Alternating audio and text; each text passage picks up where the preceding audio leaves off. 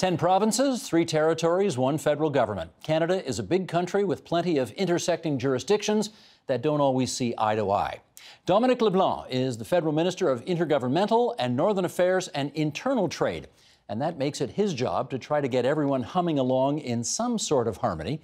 He is the Liberal MP for the New Brunswick riding of Beauséjour, and he joins us now for more. It's good to meet you. Oh, I'm glad to be here. I can't believe with however long you and I have been hanging around politics, we never met until just now. I know, and we have a number of mutual friends, which is kind of fun. So we caught up on our professorial buddies in small universities in New Brunswick. From Manitoulin Island as well. There we go. Before we get started here, we really do have to start with the news of the week, which is General Motors. And you being the Minister for Intergovernmental Affairs, I presume have some kind of role to play in federal, Ontario relations in trying to find some solution to what's going on. Can you fill us in? Yeah, very, very difficult circumstance, Steve. You're right. It was a difficult way for any government and any community to begin the week. So we can think of the families, the workers who were affected. I mean, this has been an iconic manufacturing facility in Canada for so long. So tough news, and we think about the families, the community, and the supply chain and spin-off. When news like this comes, it affects X thousand families, but it's not isolated to that. So the Prime Minister had a very positive conversation with Premier Ford earlier in the week. Which Premier Ford admits as well, says it was a good conversation. No, and the Prime Minister reported that to us. His instructions to my colleague Navdeep Bains, to me, to the Minister responsible for Service Canada, is to work with provincial authorities, in some cases community groups, to ensure that the workers that are living this displacement obviously get all the support that they need, that they're entitled to. So does that mean the PM is committing to the extension of employment insurance that Premier Ford has asked for?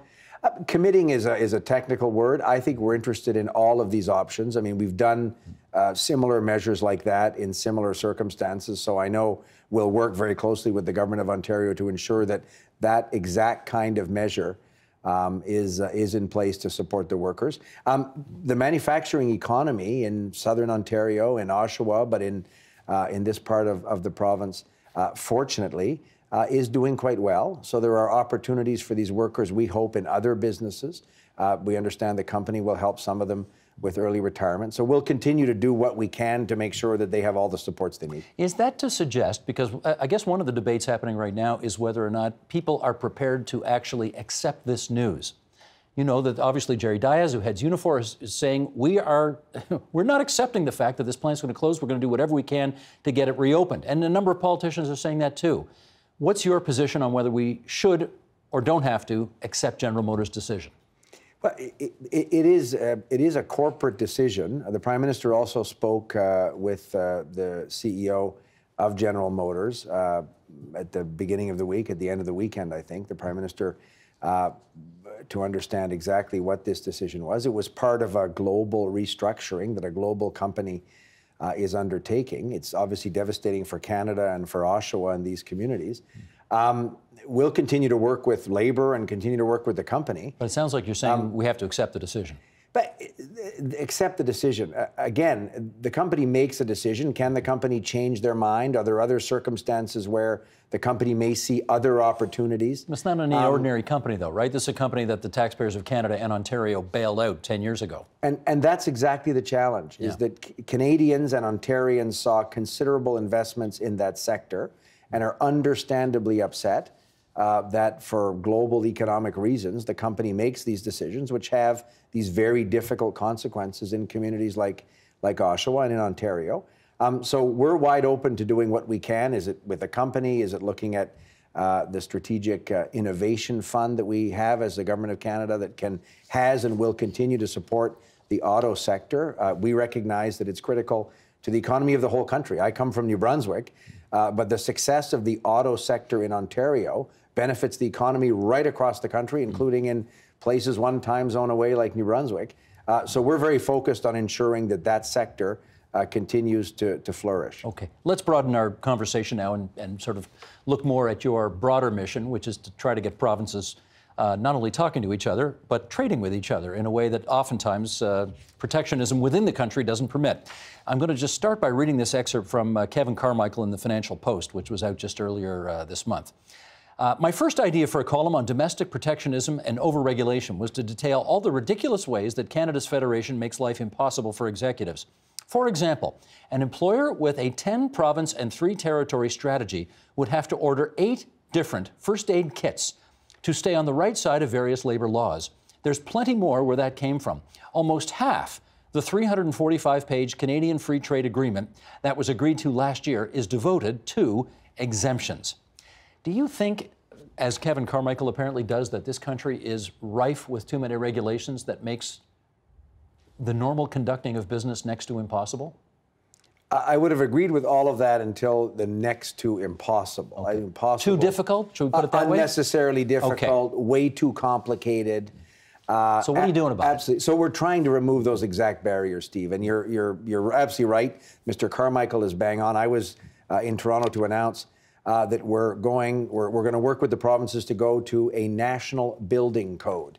Contractors, workers, construction companies, tradespeople have multitudes of building codes across the country. That's another example. So we announced that the National Building Code will be free. Previously, we were charging for the building code. And we want to work to harmonize or standardize across the country a building code which will save businesses money and time, be better for workers, avoid mistakes, and improve, we think, the safety of these construction projects. But there are other examples, truck tires. Well, before you go there, can you get all 10 provinces and 3 territories on side for that? We hope so, but starting by foregoing a number of millions of dollars of revenue. The Government of Canada says because we want to get to a standardized building code, it should be free. In Australia, it added almost $1 billion to the economy when they made the national building code free. Think you can get Quebec on side for that? I hope so. Quebec has been, and the Ontario government has been, to be fair to the government of Premier Ford, Steve, their red tape reduction exercise is aimed at exactly that. The ridiculous example of the first aid kits, truck tires across the country. There's another great example. You make apple vodka in Nova Scotia or Manitoba, vodka from apples. Under federal regulations, which we're going to change, you can label it as vodka and sell it in that province. But you can't sell it to another Canadian province as vodka. But yet you could sell it to Europe or the United States as vodka. You can't because it's not made from potatoes? Potatoes or wheat. So really? All right. Like, so if we want to help the micro distillery sector, this for us is about jobs for Canadians. We think if you remove some of those unnecessary barriers to trade between provinces and territories, it could add up. The Bank of Canada said it could add up to 2% to Canada's GDP over time. Wow. Internal trade's worth $370 billion now. It's 20% of Canada's GDP. So if you remove these unnecessary regulations, always conscious, of course, of consumer safety, public safety. We're not talking about reducing the regulations or the safety to the lowest common denominator. We're talking about harmonizing often to the best standard, but removing these barriers. We think provinces want to do that. They're telling us in conversations that they recognize that, you know, we just lived through a difficult negotiation with the Trump administration. It does seem kind of ridiculous. And the premiers and the provincial governments and territorial governments were part of that success. Everybody rode in the same direction. Premiers were very helpful with state governors, with business groups. So if everybody worked constructively to get an agreement with the Trump administration, it seems kind of weird that we can't work together. You were about to say ridiculous the first time. Well, yeah, ridiculous. Okay, that we can't work amongst ourselves as Canadian First Ministers to at least have similar trading rules between Canadian provinces. It makes no sense that somebody in New Brunswick, in my province, can more easily sell something to Europe than they can to Quebec or Ontario. Well, let me follow up on that, because when I started covering these issues 35 years ago, you could not sell... You're dating yourself, Steve. Yes, and, the makeup artist is terrific, isn't she? You couldn't sell beer outside of a province where you made the beer. Now, it's not that bad anymore, but how bad is it still inside this country in terms of trying to sell beer that you make? It still is way too complicated, and the example, you're right, of beer, alcohol, is perhaps the one that most irritates Canadian consumers. There are a series of, we think, unnecessary regulations. In this case, most of them provincial, but I'm not suggesting that we don't have federal regulations in other sectors that we need to improve ourselves. But in the case of alcohol, it is the most visible and the most frustrating thing to Canadian consumers. The idea that you can't drive from one province to another with 4 cases of beer in the trunk of your car, you're violating some provincial regulation is ridiculous. But do you as the minister have to basically get all the economic development ministers from all the province in a room and sort of knock heads together and say, people, let's fix this? On the alcohol one, yes. And the Prime Minister is convening a First Ministers meeting in Montreal next Friday on the 7th of December. This is one of the agenda items the Prime Minister will have, reducing these barriers. And we're going to talk about reducing, if not eliminating, these personal exemption limits with respect to alcohol. Some premiers have told us, Steve, that they would go to virtually no limit in terms of interprovincial trade in alcohol. Others are worried about what it means for particular microbreweries in their provinces. At the end of the day, it's a lot of tax revenue for provinces. They want to make sure that if there's a system that allows a much freer trade within Canada of alcoholic beverages, that you don't suddenly massively harm. Yeah, and that's reasonable. We get that. In our remaining moments here, I do want to talk to you about your relationship with the Premier of Ontario, because I know you've come to Toronto before in the hopes of getting a meeting with him, and I gather it didn't happen. And here you are again. Are you going to meet with him on this trip? No, I'm not seeing Premier Ford. I'm seeing Mayor Tory. I'm seeing Mayor Crombie. From Toronto and Mississauga, respectively. Yeah. But, I mean, you're the Minister of Intergovernmental Affairs. So at some point, I presume you need to sit down with the Premier of Ontario? Would be happy to. Why hasn't it happened? The good question you should ask him. Invite him on your show and ask him that question, Steve. It'd be so it's not a question. It's not you, it's him. I will make myself available, obviously, because it's important. I've had, by the way, a number of positive conversations with ministers in his government. So we continue to have, we think, quite a constructive relationship on a number of issues with the government of Ontario. Premier Ford and some of his ministers have decided that they want to spend time sort of politicking against our government in Ottawa, against the government of Canada. That's fine. Well, you guys both do it. Let's face it, it's in both of your political interests in some respect to have each of you there, right? I don't. It's not a question of the political interest, because I'm not sure that we'll see a year from now, in our case, if that's an accurate statement. You're going to campaign against him in a year, and then 4 years from now, he's going to campaign against you if you win again. You know, well, he's, as I say, he's decided that he started the campaign early. He seems to want to spend a lot of time, including saying things about our policies which aren't accurate. We then, like what? We then, the whole thing about pricing pollution, putting a price on pollution.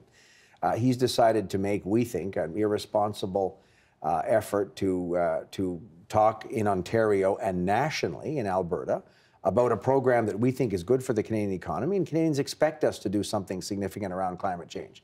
And the Ontario government has decided that they want to criticize the idea of putting a price on pollution. Andrew Scheer, the Conservative leader in Ottawa, appears to have a head office here at Queen's Park and take instructions from Premier Ford's government.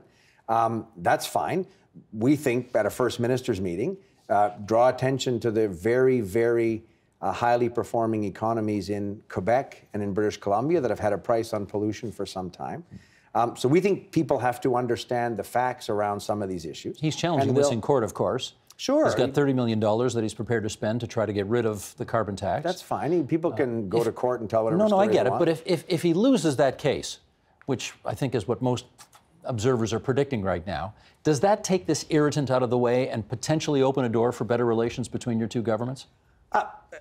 I would, again, a good question to ask the Ford government. We don't think that if they have a disagreement with us on climate policy, that shouldn't affect our ability to work together on things like the difficult circumstances in Oshawa around the GM plant. So there's a good example where the Prime Minister and the Premier had a constructive conversation. I know my colleague Navdeep Bains is with his Ontario counterpart. So I think Ontarians and Canadians expect, if a government disagrees on a particular policy area with another government, that's quite normal, but it doesn't mean that we shouldn't work together for things where we have agreement, where we have a common purpose, and where at the end of the day, we think the citizens of Ontario, the residents of Ontario, expect the governments to work together. So every time there's a point of conflict, we think it's counterproductive. Monsieur LeBlanc, it's good of you to spend some time with us here at TVO tonight. You have one of the longest titles of any politician in the country today, Minister of Intergovernmental Affairs, Northern Affairs, and Internal Trade. We thank you for making the trip from New Brunswick. Thanks for having me on the program. The Agenda with Steve Paikin is brought to you by the Chartered Professional Accountants of Ontario. helping businesses stay on the right side of change with strategic thinking, insightful decisions, and business leadership. Are you on the right side of change? Ask an Ontario CPA.